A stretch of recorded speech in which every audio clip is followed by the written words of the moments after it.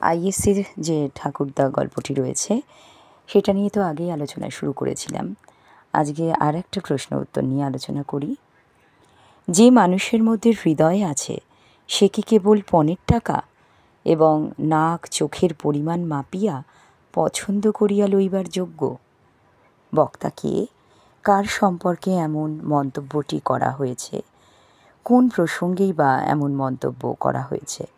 বক্তার অনুভূতি এবং তার জীবন দর্শন তোমার মনে কী প্রভাব ফেলে? তুমি কি মনে করো যে বক্তা যে এটা বললেন সেটা কি সঠিক?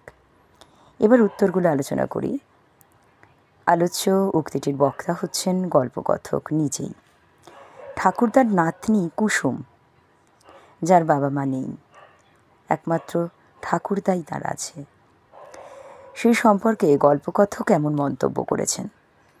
ঠাকুরদা হচ্ছেন ক্ষয়িষ্ণু নির্বাপিত এক বংশধর, জমিদার পরিবারের একজন।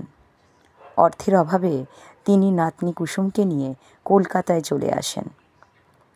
গল্পকথকের বাড়ির পাশেই ভাড়া থাকেন। ঠাকুরদার আচরণ গল্পকথকের ভালো লাগে না। তাকে জব্দ করবার জন্য তার একজন বন্ধুকে ছোটলাট সাহেব সাজিয়ে ঠাকুরদার বাড়ি নিয়ে আসেন। আতিথ্যের উদাহরণস্বরূপ গল্পকথক ঠাকুরদা কৈলাসচন্দ্র রায়চৌধুরীর শেষ সম্বল সোনার রেকাবি, আশরাফের মালা, দামি শাল, গোলাপ পাশ আর আতরদান হস্তগত করেন। গল্পকথক এতে তার হাস্যাবেগ সংবরণ করবার জন্য, অর্থাৎ হাসি পাচ্ছিল, পাশের ঘরে প্রবেশ করতেই দেখে সেখানে কুসুম তক্তপোষের ওপর উপুর হয়ে পড়ে ফুঁপিয়ে ফুঁপিয়ে কাঁদছে। তিনি তার আচরণের জন্য লজ্জিত আর অনুতপ্ত।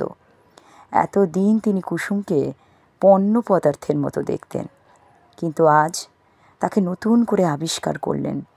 এই গৃহকোণে, এই বালিকা মূর্তির অন্তরালে একটি মানব হৃদয় আছে, তারও তো মনুষ্যত্ব বোধ আছে। এই বালিকার অবস্থা বর্ণনা প্রসঙ্গেই গল্পকথক এমন মন্তব্য করেছেন।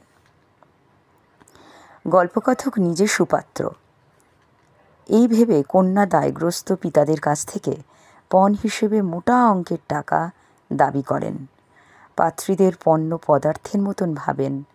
কিন্তু কুসুমের এই অশ্রুসিক্ত অবস্থা দেখে তার যে ভাবনা, তার যে একটা সংকীর্ণ ধারণা বদলে যায়। তিনি নিজের ভুল বুঝতে পারেন, অনুতপ্ত হন। নারী যে পণ্য পদার্থ নয়, তার আড়ালে যে নারীত্ব, মানব হৃদয় রয়েছে, এটা তিনি নতুন করে উপলব্ধি করেন। আর এই হৃদয় এবং নারীত্বকে কখনো মূল্যের মাপকাঠিতে আনা যায় না।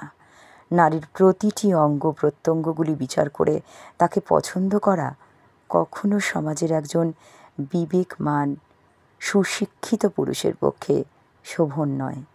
এটা গল্পকথক বুঝতে পারেন এবং নিজেকে বদলে ফেলে উদার মানসিকতার অধিকারী হয়ে ওঠেন শেষ পর্যন্ত। আজকে এ পর্যন্তই।